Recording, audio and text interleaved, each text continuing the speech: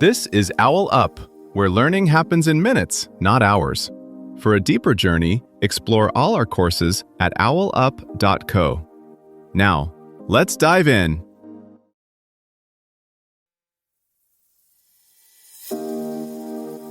Welcome back to Chapter 2 of Neuroscience of Habits, where we're diving into dopamine, that famous brain chemical everyone thinks drives pleasure, but actually does something way more interesting.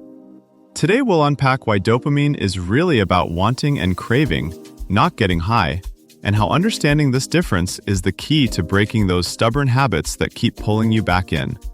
Let's get into it. Your brain can learn to crave things you don't even like anymore. A slot machine, a red notification dot, one more episode at midnight. Different scenes, same chemical whisper. Today, we'll walk into that craving circuit and ask, who's actually driving your choices? That whisper in your head doesn't just show up around drugs or casinos. It's there when you open your fridge just to check, refresh your inbox for no reason, or tap the same 3 apps in the same order every morning. Those tiny, almost automatic moves are where dopamine quietly shines, not as a pleasure blast, but as a kind of internal spotlight. This, right here, might matter. It doesn't care whether what follows is good for you, meaningful, or even still enjoyable. It cares that, in the past, something interesting sometimes happened next. A like, a win, a message, a bite. And so it tags the cue, notification chime, app icon, late-night silence, as worth chasing. In this episode, we'll zoom in on that tagging process and see how it turns ordinary moments into loops you keep repeating long after the fun has faded. But the brain isn't just tagging single moments, it's quietly mapping patterns over time. It notices how often a maybe pays off, how unpredictable the payoff feels, and how close you were to getting it last time. Those details matter.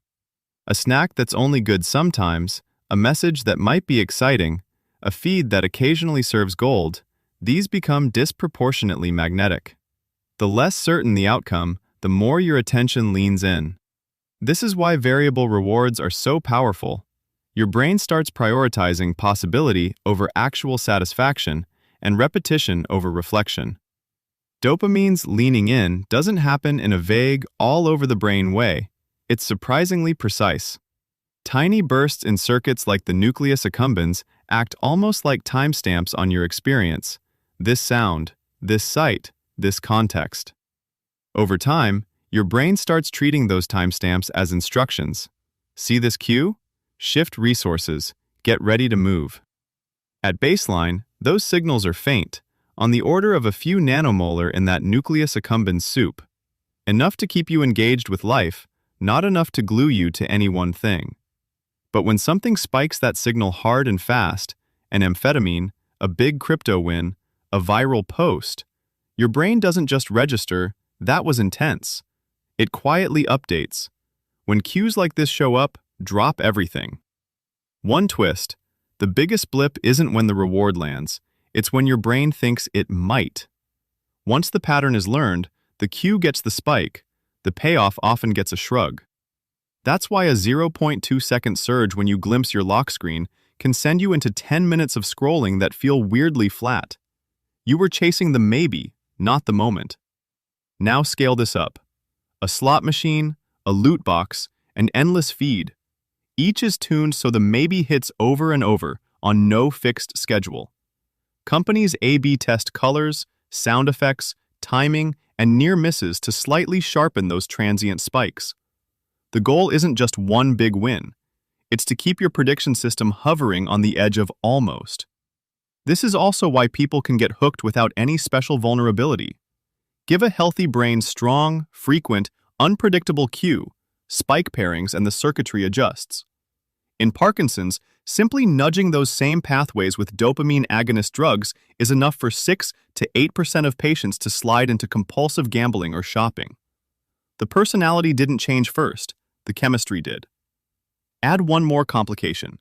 The systems that register "this feels good" can drift out of sync with the systems that say, "go get it."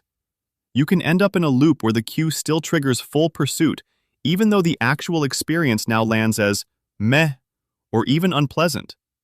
The pursuing part is overtrained. The enjoying part never got a vote. That split between craving and genuine enjoyment shows up in places that look ordinary on the surface. Think about the moment your food delivery app says, "Rider is nearby." You're suddenly alert, maybe pacing, even if you're not that hungry and the meal will taste average. Or consider the person who keeps reopening a dating app long after they've started dreading actual dates.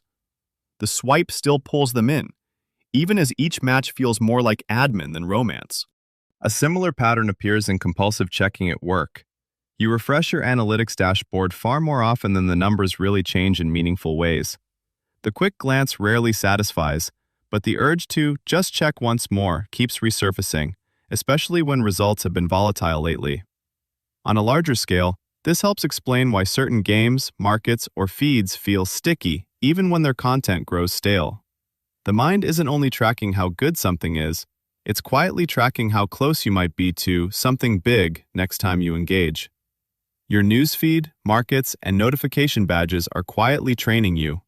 As systems get better at reading behavior, they can steer that training toward endless micro-pursuits, one more scroll, one more refresh, without ever asking if those pursuits still serve you. Future tools could flip that script. Dashboards that show when your wanting has drifted from your values, or apps that throttle triggers once your behavior starts to look more like a twitch than a choice. So the question shifts from, how do I stop craving, to, what do I want to train to crave? The same machinery that glued you to feeds can be pointed at practice reps, deep work, or harder conversations, small bets that echo your values. Like rearranging furniture, you don't change the room itself, you change what you bump into first and most often. Before next week, ask yourself, 1. When do I feel that restless itch for a dopamine hit, like scrolling, snacking, or checking notifications?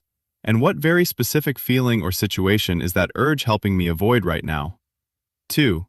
If I temporarily removed one of my biggest dopamine loops for just 24 hours, for example, TikTok after 8 p.m., gaming, or ultra-processed snacks, what uncomfortable sensations or thoughts would show up?